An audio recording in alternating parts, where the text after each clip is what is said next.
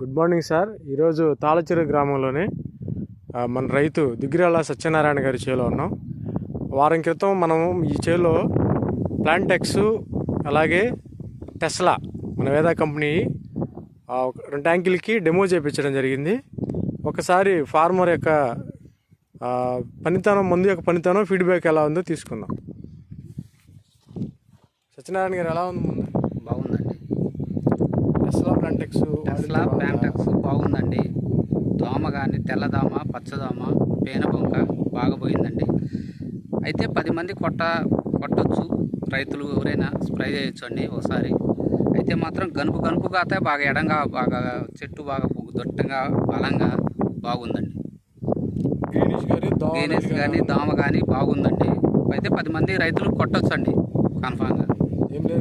ఏం లేదండి, బాగుందండి. పంతెనం బాగుంది, గనుపు బాగా వచ్చింది, చెట్టు బాగా పొట్టగా సైనింగ్ బాగుందండి. మీరు తెలిసిన రైతులు కూడా చెప్పండి. కంపల్సరీగా చెప్తాను సార్.